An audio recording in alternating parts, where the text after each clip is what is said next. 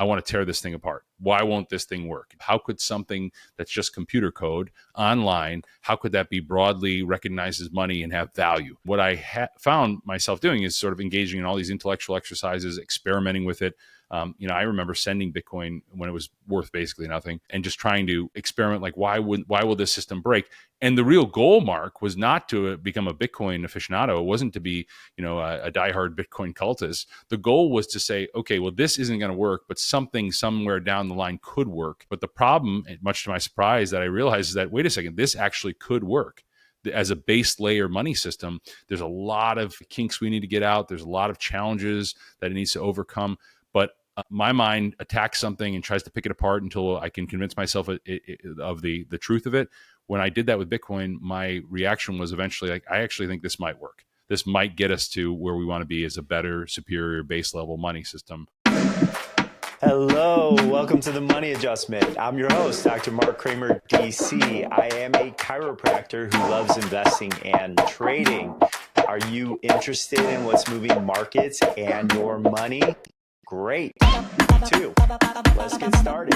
Well, I'm a commercial litigator, so I have a full service national litigation practice. We have local counsel we retain to help us get pro hoc into any state where there's a litigated dispute. Generally, I focus on litigated disputes in the Bitcoin and broader crypto space. So if you have a breach of contract, breach of fiduciary duty, some sort of high stakes litigation. We also do some regulatory work in the Bitcoin and broader crypto space. On X, I'm at Joe Carlasare. I tend not to talk as much about legal matters on X because obviously my clients wouldn't appreciate if I'm discussing a whole lot of their business on Twitter. But I do talk about economics, which is a passion of mine, something I studied for decades.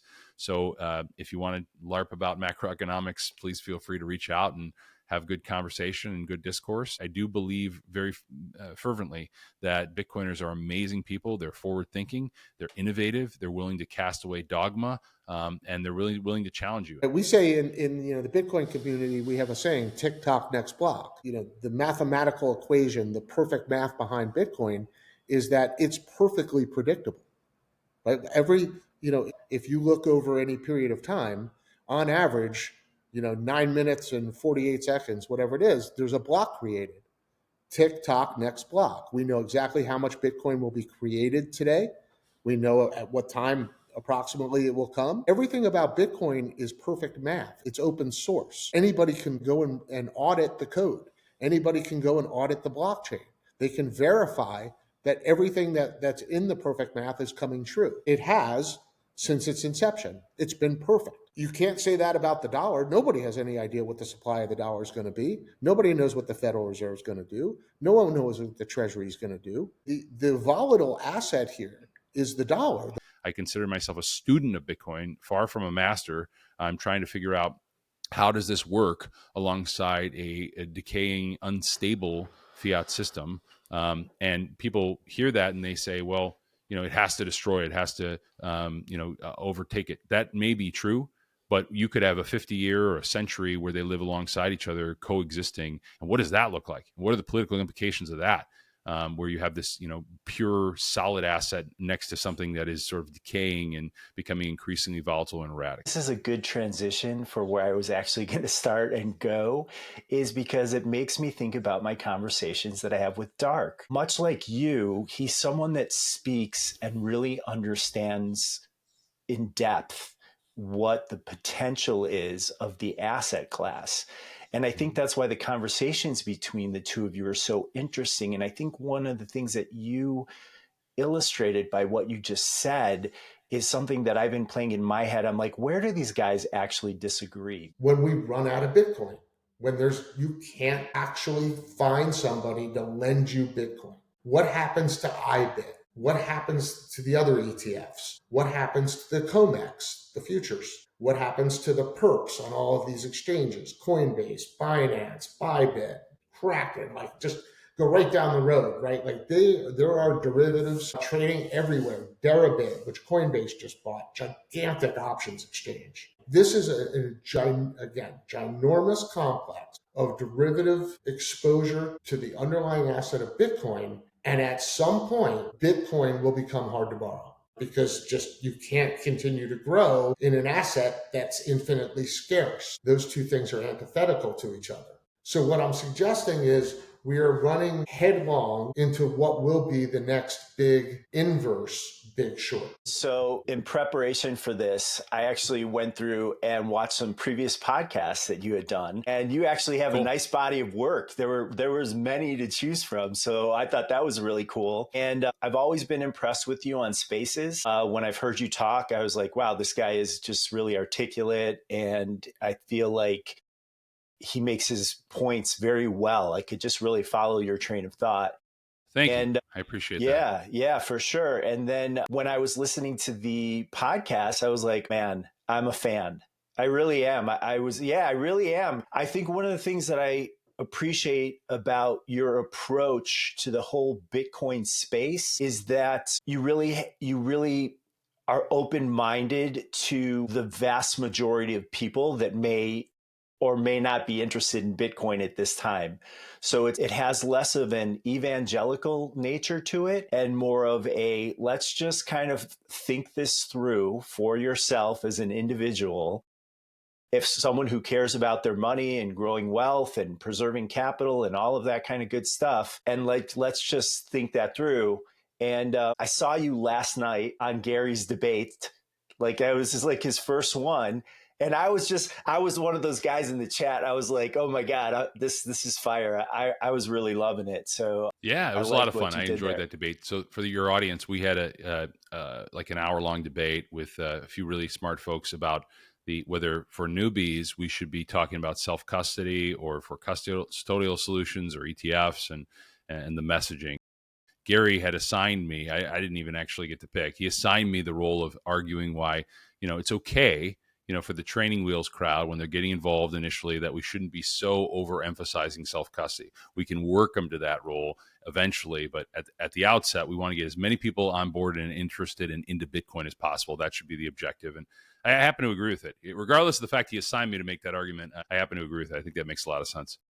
Yeah, it worked out that you got that argument. And I have to agree with you too, just from the way I came into it, because I've actually been following Bitcoin since 2008. And it's just was just like an intellectual curiosity about it.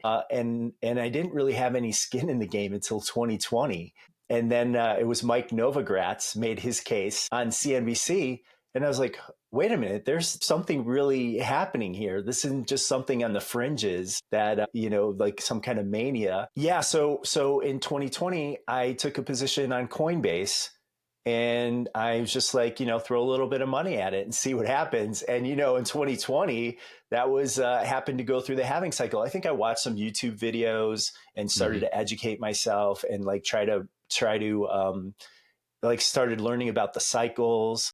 And I think I even took a course at the time, really? Just because, wow. because they were, I just one of those, because I think people who are already in the space knew it was a good time to start marketing their courses because they were going to start getting attention from people that weren't as familiar in the space.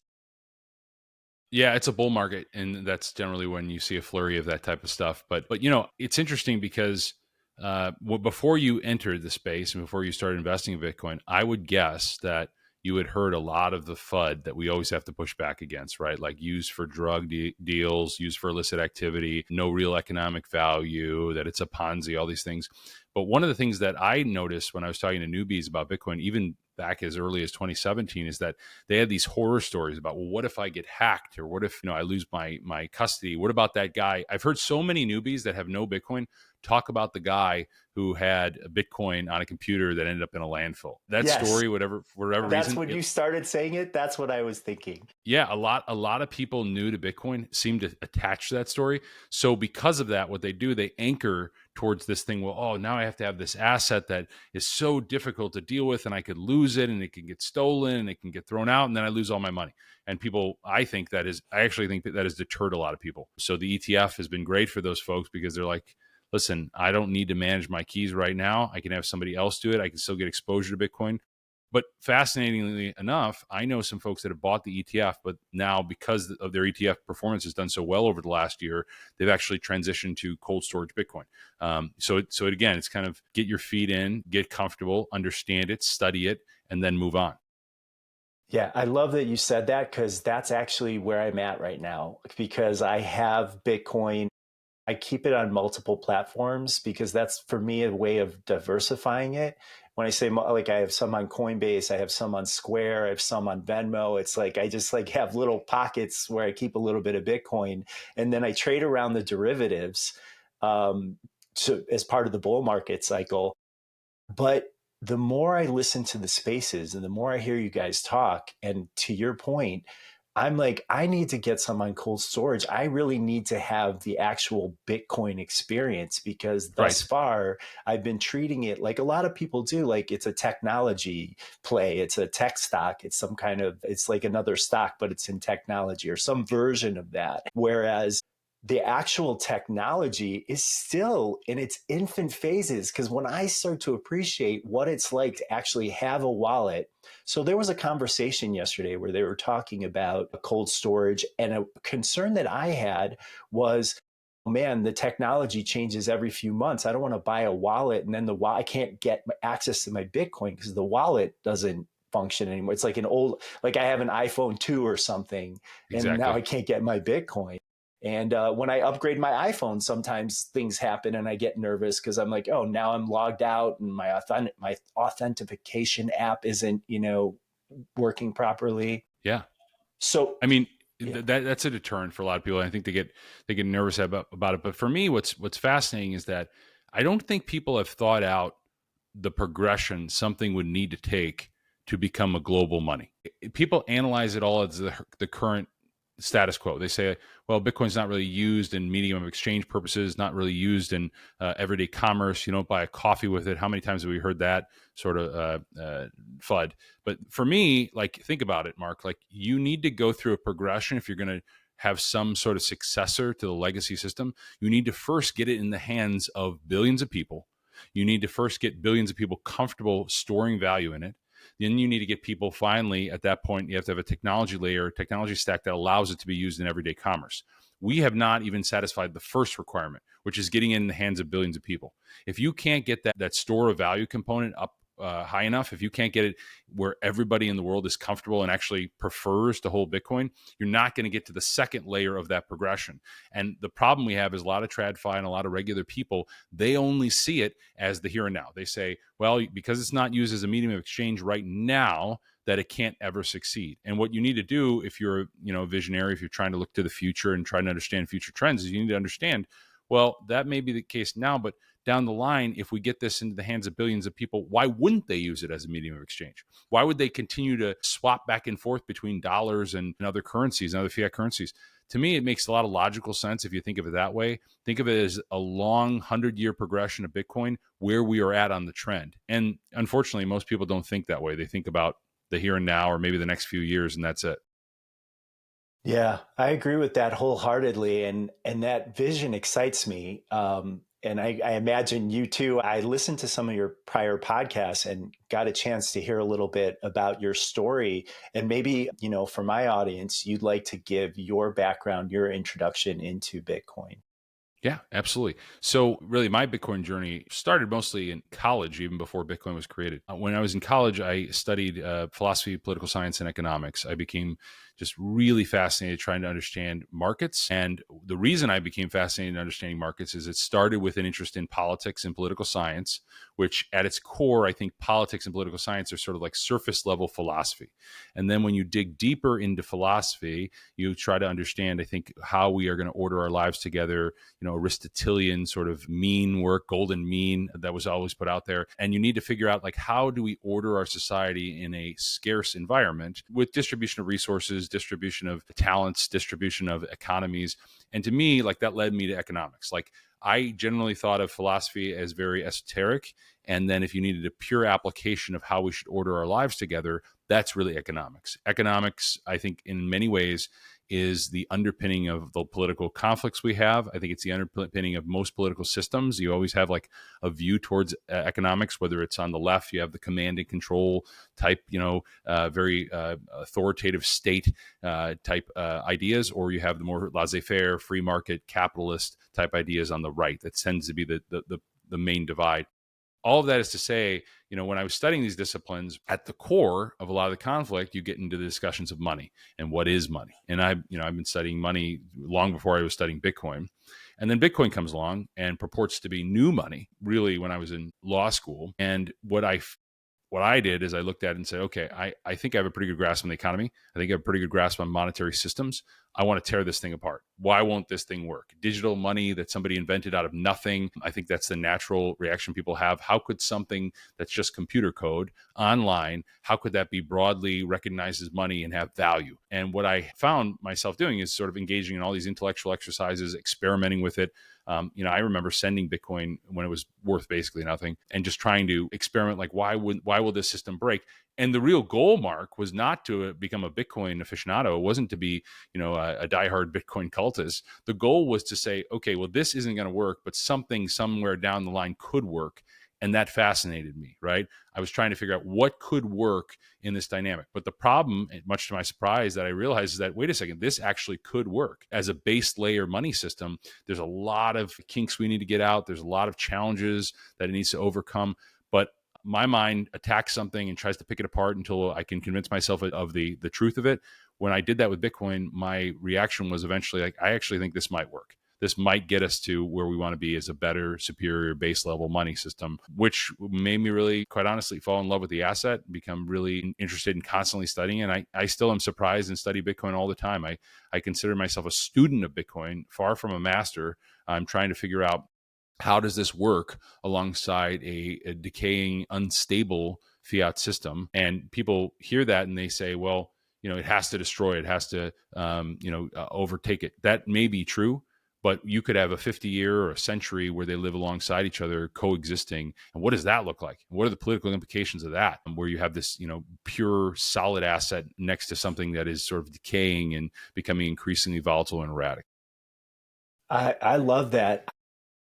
Because I feel like this is a good transition for where I was actually going to start and go, is because it makes me think about my conversations that I have with Dark, who I don't want to get into too much of whatever's happening on X. I don't take some of that stuff too seriously because I don't know how much is just fodder and, or what transpired. But much like you, he's someone that speaks and really understands in depth what the potential is of the asset class. And I think that's why the conversations between the two of you are so interesting. And I think one of the things that you illustrated by what you just said is something that I've been playing in my head. I'm like, where do these guys actually disagree? Because you look online and you think there was some kind of big contention between the two of you. And when I was investigating it myself, just preparing for this, I'm like, I feel like, and I'm just going to feed off what you just said, Dark may have a position where it needs to overtake the system. Like he's said, I've heard him say it before, they can't coexist. They exclude each other by nature. So at some point, one has to take over from the other. Whereas what I'm hearing from you, and I think I'm kind of leaning in this way, certainly at this stage, is that they're going to coexist for at least the foreseeable future. And that coexistence, I think this leads into one of what is actually the hot topic of debate, which is Dark's thesis, which to Dark's credit, I'm not a quant, I'm not a trader. I am a trader, but I'm a retail trader. This is like an aside with you. You are a professional, you have other work that you do. I'm a healthcare professional. Like trading is just something that, much like yourself, I think it's an intellectual exercise for me. It just keeps me engaged in what's happening and in the market, and it keeps my interest in a certain way. But that's a digression. With regards to like Dark, he has a certain knowledge and a certain expertise in the area, and he has a certain kind of understanding of the traditional finance system and what the potential. So like, I'm going to make Dark's argument, even though like I can't make it as effectively as he can, but this is what I've interpreted from what he said. Bitcoin is such a unique asset. The traditional finance people haven't fully appreciated that at some point, because of its limited supply, there's only 21 million. And then you can break down how there's, 5 million we're going to write off because of people who've lost it in the landfill or whatever the story is behind that. And now there's people that are staking claim. And then you can look on the blockchain and see where certain allocations are. So there's this fundamental principle that, again, I don't want to make his argument. You can go online, you can look at what his argument is. But go ahead. Let me help you, because we don't need to make please. This argument. Thank you.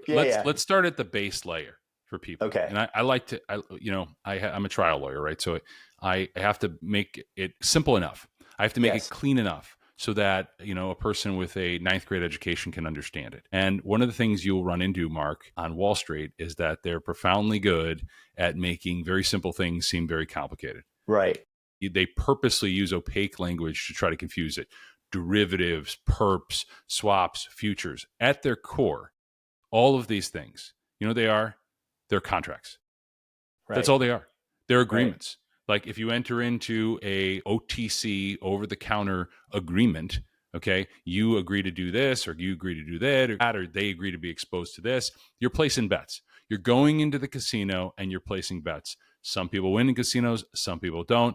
It's a little bit of a difference, and I'm trying to oversimplify because there's regulation involved, and there's sort of, classic rules that are put in place that are tried to curb too much excess. But at the end of the day, you're betting in some way or another when you place any of these trades. Now, you have Bitcoin, okay? Bitcoin is finite, right? Meaning there's only a certain amount of Bitcoin. Now, the vast majority of Bitcoin, as we know, is out there in the domain. It's already been mined. It's already in the space. There are millions of Bitcoin that are traded on exchanges. So at any given time, they're there in the exchange world, right? They're on exchanges. They're traded. There's a lot of volume of trading in Bitcoin back and forth, and it's traded by leveraged players. This currently exists right now. What does that mean? It means that certain people are trading with money that is not theirs. They're on leverage. They're borrowing money in various different ways. There's mark-to-market leverage. There's all different types of agreements, anything under the sun. The reason that's important, why it's important to understand this sort of setup and start by this, is that if you're a retail participant, you want to understand, why did Bitcoin jump $4,000 and then fall $2,000? What most of the time is happening, is there are big levered entities where there's a moment of volatility and they are forced sellers. There's also situations where there are forced buyers who have to cover depending on how the market moves, okay? It's very simple and logical when you think about it. If you're underwater in a position, if you're short the position, okay, and it moves against you, you have a short squeeze, right? That is forced buying, so the price can go up.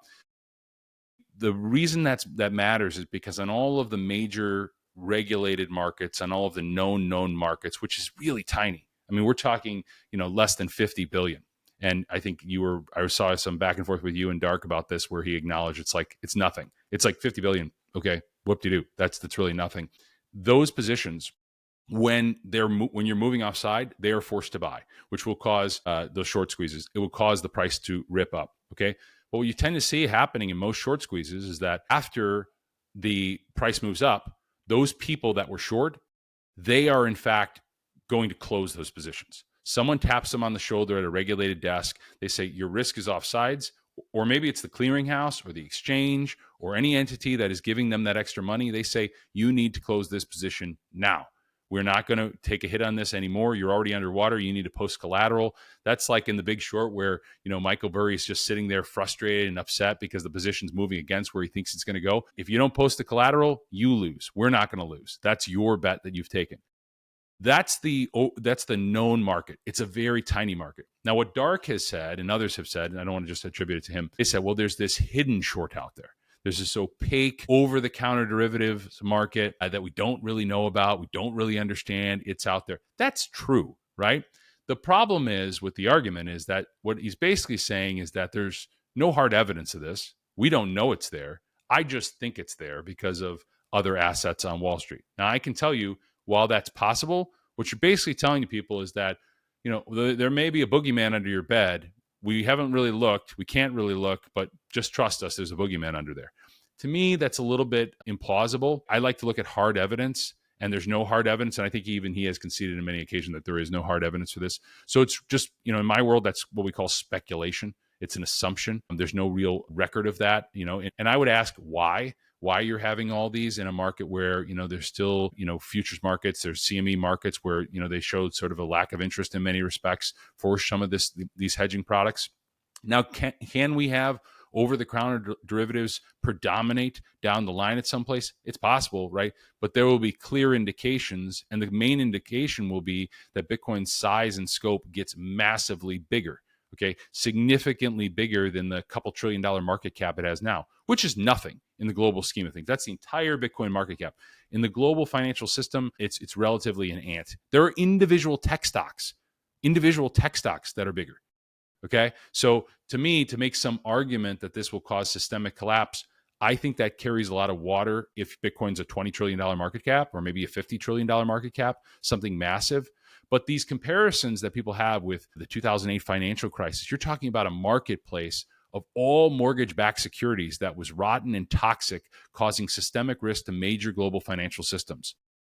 And what I know, and I think, things have changed since people that were trading 20, 30 years ago, is that after the 2000 financial crisis, there was a whole host of reforms where they tried to segregate trading, investing, hedging activity from traditional banking activity. Okay, they tried to separate these things out, and they do stress tests and a whole variety of regulations to make sure that we don't repeat that.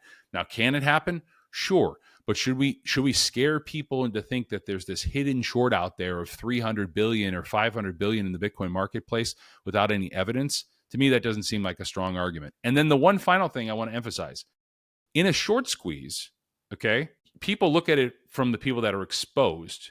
They say, well, those firms that are exposed on the short squeeze, they're going to lose a lot of money, right? Like in the GameStop thing, they were saying Citadel or other entities, they're exposed. Those hedge funds are taking it on the teeth and really getting hit. But what you don't realize is that in the Bitcoin complex, Mark, there are people that are going to make a lot of money on that.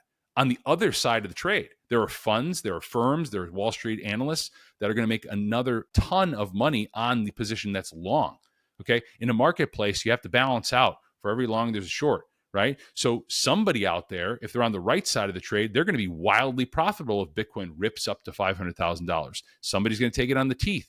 The question is always this. It's not whether somebody wins or loses. The question is the game so violent and moving in such a degree that the casino itself, to use the analogy I used earlier, that's what falls apart. And I submit to you, there's almost no evidence for that claim that Dark and others have put forward. Okay, my head went to a lot of different places, and I'm really trying to I'm sorry. No, I love it. I love it. I have the same experience with Dark. The knowledge is just so much. But I do understand what you're saying. So a couple things came to mind that I imagined when I heard from Dark that I would imagine would be his counter arguments. That's why I'd love to have you guys both on at the same time if I could moderate. Happy to do it. I can make that anytime. Work. Yeah, I'll come on anytime. So like, these are the two things. One is you said there's tech stocks bigger. And I think like I could hear Dark's voice in my head saying, yeah, but they're not finite in supply. That's the unique thing. No one's ever seen an asset like Bitcoin before. Okay. Can we talk about that for a second? Just that one. You're going to get to a point sooner rather than later where the available Bitcoin that's available for loan shrinks to the point that the options market can't function. And you end up in the GameStop scenario. But it's much worse than the GameStop scenario because there is no solution. It's a problem that without a solution. You can't turn around to the Bitcoin CEO and say, I need more Bitcoin, because there is no Bitcoin CEO and there is no more Bitcoin, right? And Wall Street has never seen a $2 trillion asset that they can't print more of. Never. None. Zero. This is the first time. So we have this options market, which is growing by leaps and bounds. Every day it gets bigger. More risk management, more hedging, more institutions, more trading desks are getting involved, and they all need the ability to short Bitcoin. Okay, let's just talk. Okay, let's just that one issue. Okay. The finite nature of the asset does make it more susceptible to short squeezes. However, the problem with that argument is that at a certain point, the market clears. And what I mean by that is at a certain point, if I were to tell you right now, are you going to sell some of your Bitcoin for $500,000? You may say, Joe, no, I won't. Okay, next bid, 600,000. Are you going to sell any Bitcoin for 600,000, Mark? No, Joe, I'm not going to sell it. What about 7? What about 8? What about 1 million? At some point, the supply comes onto the market. We saw this in 2017 because in 2017, Bitcoin went from 4,000 in a few weeks all the way up to 19. And guess what? You saw massive inflows of OGs selling coins at 19,000. They're saying, I can get $19,000 right now. And you have that equilibrium. Okay. The fact that a price squeezes up does not mean that there's not going to be supply coming to market. So in many ways, the fact that it's fixed is irrelevant. It doesn't matter because that supply is out there somewhere and some price will clear it. Maybe it's 1 million, maybe it's 2 million, maybe it's 3 million. But at some point, somebody's going to lighten up on their Bitcoin at that point. Unless you think that the vast majority of the Bitcoin market will sell with no price. And I don't believe that. I think that's not the case. Yeah, that's interesting. I actually heard you do this exercise in Spaces with Grant, because you used Grant as an example and you're like, Grant, let me tell you, how much would you sell your Bitcoin for this much? Would you sell for that much? And I think Grant's answer was like, well, it doesn't solve my problem. I have, a different problem than that. But then you did get to a number is like, oh, I would have to think about that. That's an interesting point with regards to the limited supply. The other aspect that you said that triggered in my mind was the counterparty risk. You said one person loses, but on the other side of that, one person wins. So yes. Dark's counter to that, when I recall our conversation, was that the counterpart, that's the risk, is the counterparty is good, makes good on their bet, versus if they go bankrupt or somebody defaults, then that counterparty isn't there to pay you. It's like a counterparty risk. Am I not interpreting that correctly? So we have got ourselves into a pickle, to say the least. We being the global financial community, as a Bitcoiner, I wanted bearer assets. Right? I didn't buy the GLD. I bought gold bars. I bought gold coins. I bought silver coins. Along comes Bitcoin, and you realize, wow, this is a bearer asset that is so far superior to gold and silver. So I began to buy Bitcoin in 2013. Right, and I've told that story in our previous podcast. So look, this story, the inverse Big Short. Let's coin the term, the knock-on effects. I think people get the fact that Bitcoin can be number go up, but they don't understand is that it can become a systemic problem literally overnight, like in a matter of weeks, right? You could be going from number go up to banking system go down, right? Because they just can't handle the losses that they would need to take in order to cover their shorts and counterparty failure. Again, you end up back in the same situation we were in 08, 09, but multiply it, by infinite factors. And remember that while Lehman was an unbelievably catastrophic situation, it was local. It was localized, right? They were able to contain it. Wall Street was able to contain the problem. This is different. This is a global asset. Whether you're in China or the US or Europe or South America, you have access to Bitcoin, right? Banks have access to Bitcoin. People are writing loans against Bitcoin. There are all of these different things going on in the Bitcoin world, in the Bitcoin complex, that I don't know how the system deals with systemic risk that comes from what's invariably going to happen at some point. So that's why I've been ringing the alarm bells on this subject. Look, I get a lot of pushback because a lot of Bitcoiners and very brilliant people, like some of the original cyberpunks, they think they can debunk the paper Bitcoin narrative. They view it as a narrative, right? But as a guy who spent my career on Wall Street, I ran a self-clearing broker-dealer, right? So I was a DTCC member. I was an OCC member, right? I understand how this plumbing works. So the same way they understand the plumbing of Bitcoin and the exchanges and the difficulty adjustment and the miners and all the different little components that go into, even the ultimate minutia of Bitcoin. Now I have that same understanding of financial markets and specifically derivatives markets, right? And I can tell you that without a freely available to short and an extremely liquid um, underlying asset, you are going to get to a point of full lockup, especially as this thing grows, right? And look, you can deny it, you can not get it, you can just look at the perps and look at the COMEX and look and just add that all up in your head. But that misses the point of all of the upstairs derivatives, over the counter derivatives, private contract derivatives. No, you're exactly right. And I will tell you this is true in every market right now. So let me give you an example, okay, from the TradFi world. Okay. If I'm short Apple stock and Apple's ripping, I can short it on margin. And many people do, in like lots of retail, short various stocks and do different things on margin. What happens at a certain point when you're in a leveraged position, when you're borrowing money, when you're in some sort of position where you're writing something or writing an obligation that you don't have? What do? The other side says, I need you to post collateral. Think of the Big Short. Michael Burry, we're going to liquidate your short position unless you post collateral. You lose because you're on the wrong side and the market's moving against you. You have to post. That happens all the time. Dark references these OTC desks, okay? The OTC desks have a very good handle on who they're writing derivatives with, okay? They don't do it with random people off the street. They vet them. They understand who their exposure is. That's part of the due diligence, part of the risk assessment.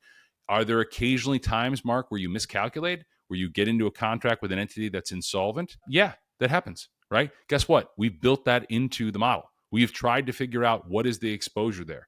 And the idea behind it is that through 3 or 4 levels removed, you have to make a judgment. Is this person money good? Is this someone we should be writing the derivative with? Or is this a position we need to close? And it's a dynamic thing. What do I mean by that? I mean by that is if you are short, if you're naked short, as Dark likes to claim, and there's this big hidden short and all this Wall Street short, what do you need to do to reduce your risk? You need to then go long. Okay. You need to put an offset position on. You don't need to close the underlying contract. You can hedge by doing another thing that is the other direction. So you're gamma neutral effectively. So this happens all the time. And the notion that people would just sit in a giant naked short position, which I've heard him say many times, and just get squeezed until they're bankrupt is, in my opinion, illogical. That's not how people think. When people are putting on positions, you have to make a judgment. These are not idiots. If you're trading OTC derivatives, you're not a moron. And you see this huge freight train of Bitcoin running higher, do you not think they're going to try to do some activity to hedge? And what will the hedging be? The hedging will push the price up. What will that do? Once the price is at a certain level, it introduces supply and it's an equilibrium. So the market itself is designed to mitigate these things that he's talking about. And the fact that something is finite does not, all that means is that it's going to take a little bit more of a coaxing to get those old coins into market. And that's why I did the exercise of like 400, 500, 600, 700,000. You have to coax supply out. So what number, this is the thing you should think about. If this thing is a runaway freight train and there's a shortage of supply on exchanges, what number would coax out additional supply? I can tell you that 100K in November, December last year, that coaxed out a lot of supply. We saw exchanges and OG selling come into the marketplace. So this argument that even OG people that have been in Bitcoin for 10 plus years, that they're never going to sell, I just think is without support. I won't say illogical. I just think it's a very poor argument because at some level it will clear. It's the same for any market. The fact that it is finite does not change the dynamics of market supply and demand from the simple standpoint that there's coins out there that someone wants to make money from. And they'll shave off 5%. If you had all the OG hodlers shave off 5%, that's significant supply coming to market. Yeah, that makes sense to me. Did you happen to see Dark's tweets today about the no? Yeah. Well, he had discussion with ChatGPT where he made his case. I bring it up because, again, I want to bring it back to where I do feel like you guys see there is a lot of actually common ground, because I've heard both of you acknowledge that there is a scenario where some of this can happen. The result of that scenario, maybe that's where you guys start to differ.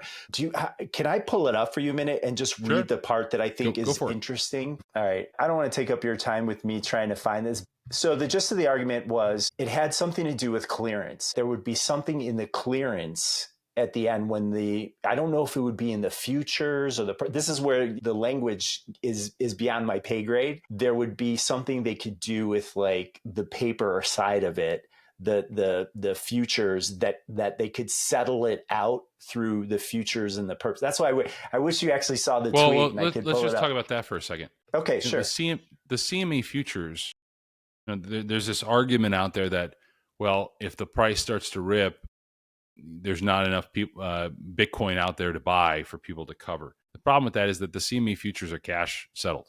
They're not Bitcoin settled. They're cash settled. Now, the people writing those contracts, they're probably hedged with some spot. They have to be. Otherwise, I think it is they're in a real dangerous spot from a risk management standpoint. But the futures are cash settled. And that's a ton of the leverage that's built up in the system is built in the futures market. A lot of the quote unquote derivatives, including the OTC derivatives, I know this for a fact because I've seen them. They're not settled in Bitcoin.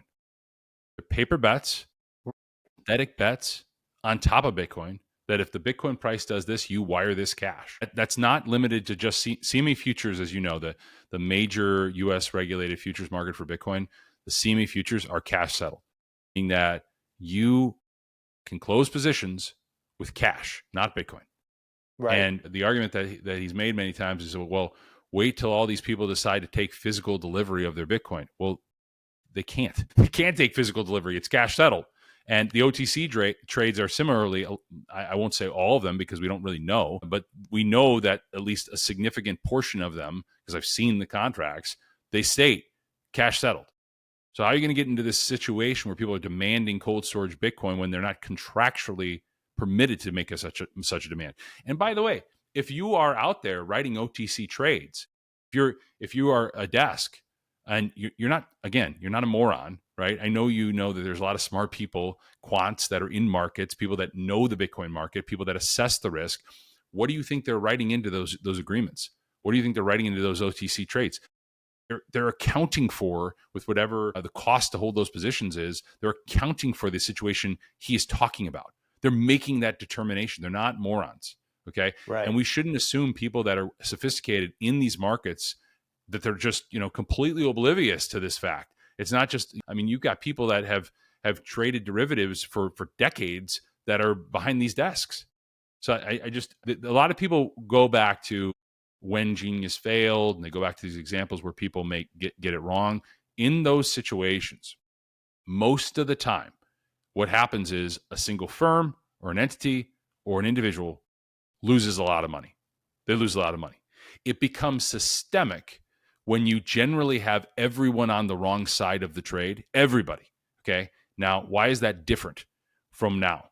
Because you've got an increasingly large pool of Wall Street capital that is not short Bitcoin. They're long Bitcoin.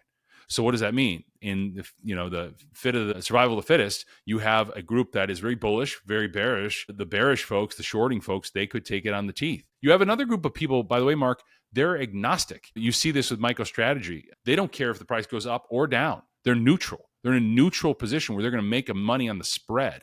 We saw this in the Bitcoin futures market. We saw people that, were negative on the futures and positive on the spot, or vice versa, right? You have that carry trade that you can capture, okay? That is a different dynamic that I think he's not accounting for. You don't have everybody on one side of the trade. You have an equilibrium. And can people get off sides? Yes. But it's altogether different to say that it is of a size and scale of which would cause systemic risk, some sort of collapse of the fiat system. To get to that point, you have to have a bank or a lot of systemically important banks be so offside in a position, be so derelict on their position that, that could threaten their entire cash flow. And what would happen in that situation would be that the Fed would come in and bail them out. They'd bail out the financial obligation, the cash obligation. They don't need to give them the Bitcoin. They needed to give them the ability to make good on their financial, or excuse me, their cash obligations. That's what would come in such a situation. But we're nowhere near that. In the real estate crisis, you had contagion throughout the entire banking system because the entire real estate industry was predicated on these bad, crappy loans, the ninja loans, no income, no job. Every stripper gets 3 mortgages. The whole thing well documented by The Big Short. You had that dynamic in there where everybody was on the wrong side of the trade. And even within the same institution, they were on the wrong side of the trade.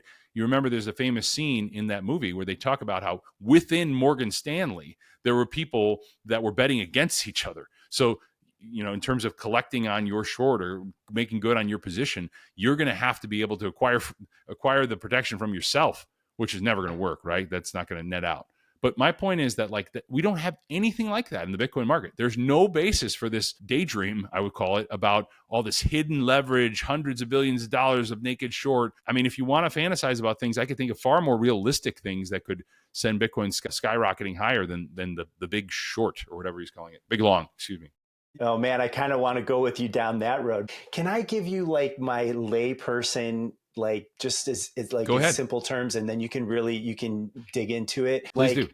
Simple-minded, I think to myself, scarce asset, Bitcoin, this scenario where you can't borrow against it and all of what we discussed. And then I think paper. Just the paper, all of the contracts and all of the jargon and things that are beyond my understanding. There's this coexisting phenomenon that's happening. Yeah. And that was your initial argument. It's there's a coexistence. The one scenario, it's Bitcoin does what it's wanted to do, or maybe if I just for lack of a better term, the evangelical aspect of it, where it's we're going to take down the system, where it's just going to be Bitcoin and fiat's going to be worthless because Can we talk about that for a second? Yeah, please do. I have to push back against some of this take down the system, because I don't think there's any support in the original Bitcoin. I talked about this yesterday on Gary's podcast, but I want people to think about this, okay? I don't think there's a whole lot of support for we're going to destroy the TradFi system. I've heard people argue Bitcoin was designed to destroy the TradFi system. I'm going to show you something. If I can share my screen here, I want to make sure I can. Going back to 2010. Okay, I'm going to show you Bitcoin Talk forums. I don't know if you can see this here. I can. This is a post from Hal Finney back in 2010. And I just want to point this out to you. He says that George Selgin has worked out the theory of competitive free banking in detail. He argues that such a system would be stable, inflation-resistant, and self-regulated. He's talking about this. And he starts off the post. Hal says, actually, there's a very good reason for Bitcoin-backed banks to exist, issuing their own digital cash currency redeemable for Bitcoin. So he's talking about a layer above Bitcoin, cash currency that's above Bitcoin. Then he writes, I believe this will be the ultimate fate of Bitcoin, to be high-powered money that serves as a reserve currency for banks that issue their own digital cash. So the idea that Bitcoin can't coexist with some type of cash instrument that is not Bitcoin is rebutted by Hal Finney. So if you think you're smarter than this guy, go ahead. But people that are making that argument like Dark, I don't think they've thought this through. He says most Bitcoin transactions will occur between banks. See that? Not between individuals. This is Hal Finney. He received Bitcoin from Satoshi, by the way, saying most Bitcoin transactions will occur between banks to settle net transfers. Bitcoin transactions by private individuals will be rare as Bitcoin-based purchases are today. So he's telling you right here, Mark, yes, that the system is not going to be Bitcoin only, the one and only true money. You're going to have Bitcoin banks. You're going to have Bitcoin lending. You're going to have Bitcoin function, in my view, very similarly to how the treasury market functions. That's the key. Like you have a base layer collateral money at the bottom, and then you have a secondary layer. So if you're saying, well, Bitcoin can't coexist with the dollar, well, then you're basically saying, Hal Finney, you don't know what you're talking about. You don't understand Bitcoin. You haven't done your homework. Study Bitcoin, Hal Finney, because that's what he's basically saying. So this is where my mind goes. I think, okay, that's when we had gold as the reserve, and gold was the hard money, and then we had the paper on top of the gold. But we saw what happened with that system. So then my mind goes, great, Bitcoin is the second coming of gold, and we're going to muck it up just like we mucked up gold. I mean, no, I think it's very different. Okay, so gold couldn't function as a base layer money technologically. Banks could not transfer it as easily. So there's a technological impediment that they moved to paper in many respects. And you wanted governments to have the more ability and control, and remove the aspect of the fiat money. They wanted to be able to print the fiat money. Fungibility, would that be fair? Like the fungibility component. So there's both technical and political reasons, but what I believe is, and I think from my understanding, your view is somewhat aligned with this, is that you favor the private sector. The private sector tends to be the better allocation of resources, and that is no different than the commercial banking sector. I believe banks will eventually say, rather than having treasuries as our underlying collateral, we want to hold Bitcoin. And that's more flexible. It's more consistent with what we want. The issue then becomes, in an era where banks are risky and go too far and lend too far and become too big to fail, there is no bailout for the banks at that point. There's no one to come in and say, we're going to give you more Bitcoin to shore up your balance sheet. Banks are penalized. And this is the most exciting thing about Bitcoin for me. The fact that if banking moves to Bitcoin as the base layer level, there's a disincentive for malinvestment. I think that because we've constructed this system where banks are too big to fail, and really we need a government to step in, banks engage in a lot of risky behavior they shouldn't otherwise engage in. And because of that, we have really pernicious effects in society. We have consequences because of bankers' malinvestment. You will have a disincentive of that with Bitcoin because they know there's nobody on the other end, if something goes wrong, that's going to be able to bail them out. There's no one that can shore up a balance sheet that is underpinned by Bitcoin. They may have a fiat dollar bailout, but that's not going to restore them to where they were with their Bitcoin holdings, which to me is a huge improvement for society. I love that. Actually, I love that you landed there, because I think to myself, that's where there's a lot of agreement, is what you describe as a malinvestment. And I think the last place that I landed with Dark was your government spying on you, but you being able to spy on your government. Forget the word spying, forget the hyperbole of it, but the idea of that we could peer review each other and there is transparency in the interaction, versus the gold doesn't have the same level of transparency that a Bitcoin blockchain would have. Well, yes, let's just talk about this for a second, because there's a discussion that's sort of related with the proof of reserves, okay? And what Dark has said on many occasions, that Jack Mallers has changed the game with his proof of reserves for 21 Capital. Again, respectfully, I fundamentally disagree with that, and here's why. If I tell you I have X amount of Bitcoin, I have 1,000 Bitcoin, you may say, oh, your balance sheet's good. Why would you ever say that? Because basic accounting shows you have your assets and your liabilities. Showing proof of reserves for someone's assets tells you absolutely nothing about their liabilities. And Michael Saylor said this recently. I think he was speaking at the Bitcoin conference or somewhere near that.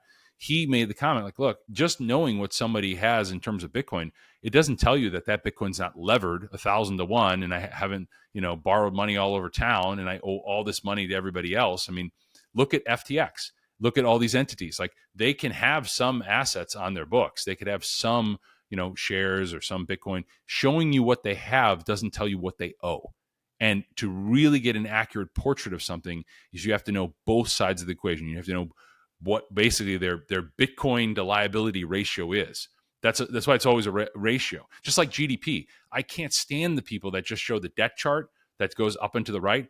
Well, what about the productive capacity? What about the income generation of the United States? You have to show a ratio. You have to say debt to GDP. You can't just show the debt. That's meaningless. Who cares what the debt is? If Argentina had the U.S. debt, they'd be in a way worse position than the United States, because the United States has a massively bigger economy. You have to show both sides of the equation. Yeah, I've heard you say that in spaces too, and that was one I made sense to me. That makes sense to me. I would like two things. One is share how people can reach out to you, or what people might reach out to you for.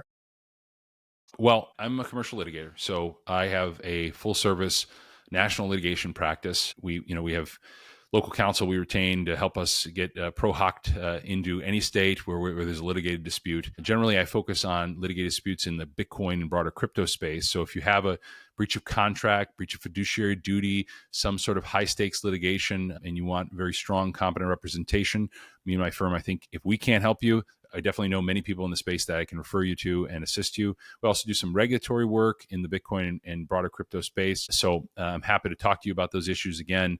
Feel free to reach out if I could be of help or refer you to the right person. On X, I'm at Joe Carlasare. I tend not to talk as much about legal matters on X because obviously my clients wouldn't appreciate if I'm discussing a whole lot of their business on Twitter. But I do talk about economics, which is a passion of mine, something I studied for decades.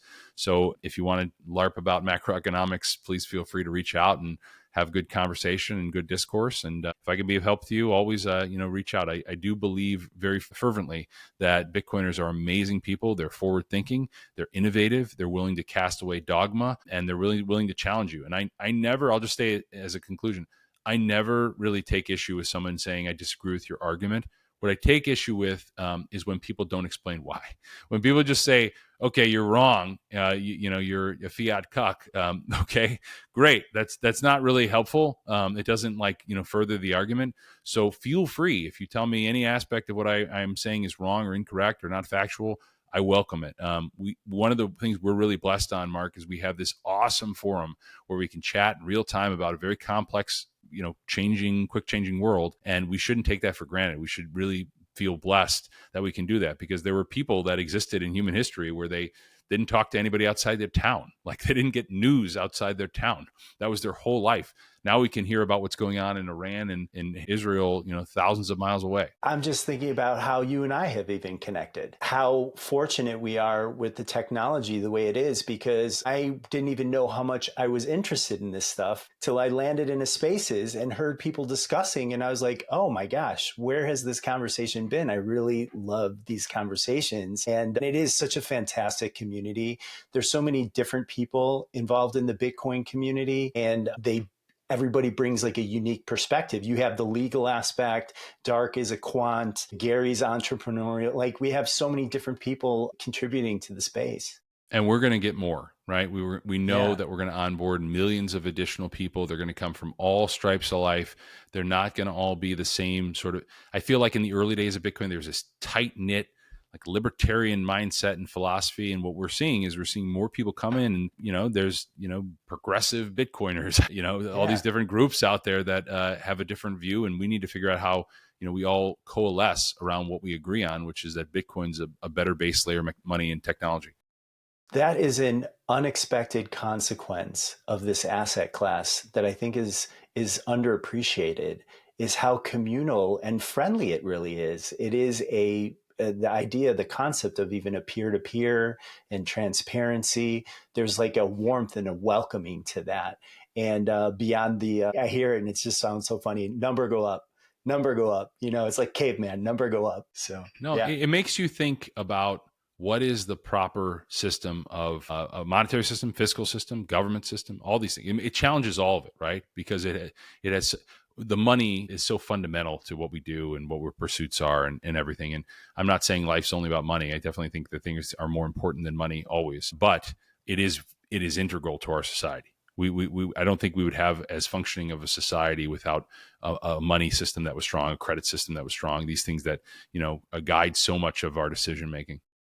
Yeah, it's a means of exchange, and it's a communication. Yeah, I love that aspect. I really enjoyed having you on. Thank you so much for coming on. Yeah, and I can foresee us having more conversations like this in the future because I think there's so many directions to go. I completely agree. I'll just tell you, my view is that if you can, and you're great at this, I'll just compliment you. You're very good at trying to pick apart and sort of analyze it and be objective about a complex issue where there may be disagreement. And I fully acknowledge there's disagreement with things that I've said.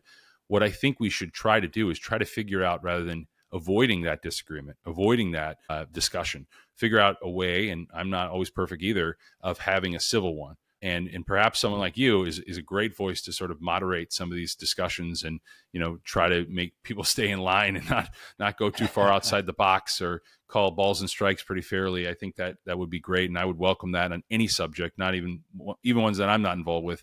I really appreciate someone like you bringing both sides of any argument. I appreciate hearing that. And I have a feeling it's going to happen. I can see you and Dark on at the same time. And I would really just love to be that centerpiece of, moderation and hear both sides. And thank you again so much for coming on. I definitely want you to stay on because we'll just do a little deep. I don't know why I call it debriefing. I don't have another word for it now, but I hope the audience really enjoyed this episode. I try to bring on guests that I think will bring on a lot of value from the guests that I bring on. I'm so grateful for Joe Carlasare. Carlasare.